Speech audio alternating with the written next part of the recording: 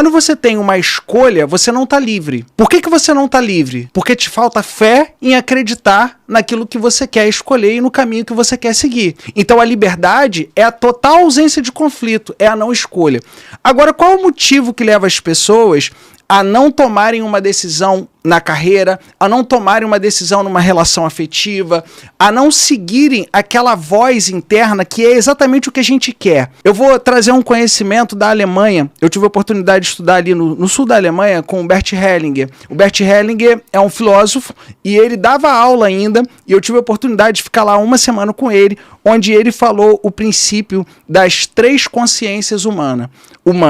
A gente muitas vezes, a gente vai pro certo e pro errado, e a gente acha que a vida é racional e emocional. Na verdade, a vida são 3 consciências para qualquer decisão que a gente tome. E eu vou explicar de uma forma muito simples, assim como o Bert Hellinger simplifica.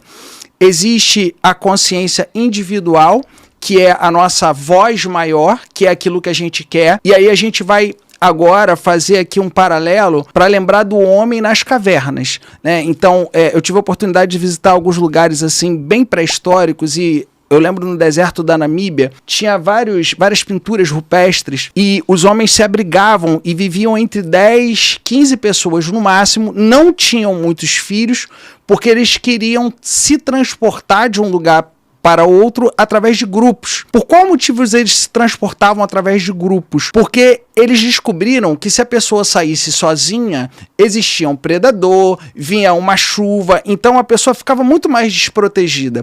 Quando eles saíam em grupo, a possibilidade deles sobreviverem era muito maior. E isso faz com que a gente entenda a segunda consciência, que é a consciência de grupo, que começou exatamente nessa época, onde o homem lutava pela sobrevivência. Então você tem a consciência individual, que é aquilo que você quer. Eu quero sair da caverna para ir pegar uma água. Não, mas calma aí, você não vai sair da caverna. Se você sair da caverna, é perigoso lá fora, vai ter um predador, vai ter um hipopótamo, vai ter um elefante, vai ter um leão.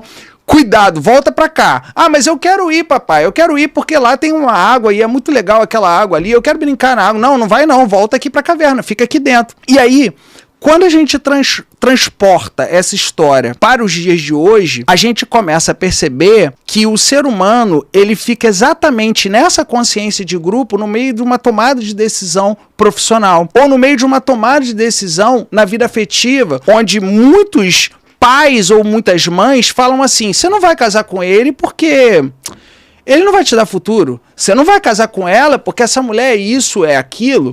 Então, quando a gente começa a perceber que a nossa voz interior, a nossa consciência individual é a consciência do querer, mas ao mesmo tempo a gente não toma a decisão que a gente quer, porque a gente tem uma consciência de grupo que muitas vezes essa consciência está ali para nos proteger, mas a gente acha que essa consciência está ali para jogar um balde de água fria, a gente acha que essa consciência está ali para acabar com a gente deixa de ver a terceira consciência, que é a consciência de solução. O que é a consciência de solução? É o equilíbrio entre a consciência individual, que é aquilo que a gente quer, e a consciência de grupo. Então, quando a gente fala sobre uma transição de carreira, a gente tem algumas alternativas. A primeira alternativa é ser kamikaze.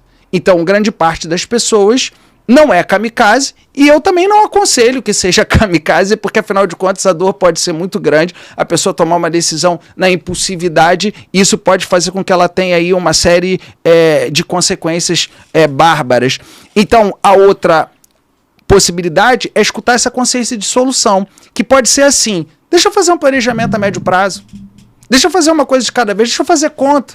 Tá, mas olha só, vamos fazer uma conta equilibrando, porque quando a gente fala de padrão de vida, a gente pensa que a nossa decisão ela deve ser pautada no padrão de vida. E, na verdade, a decisão que é pautada no padrão de vida faz com que a gente procrastine, se auto-sabote, deixe para o dia de amanhã.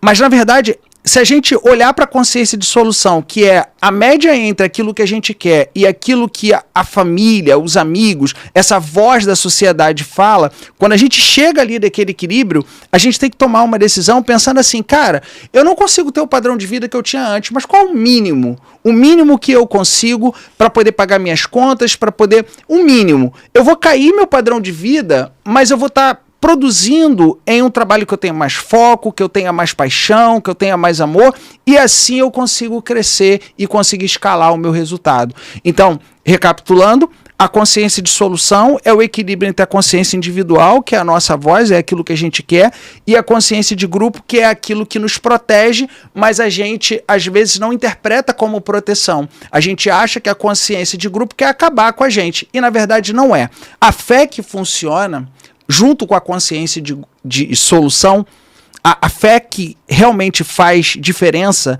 junto com a consciência de solução, é a fé inabalável. E a fé inabalável é quando a gente assume que é a ovelha negra.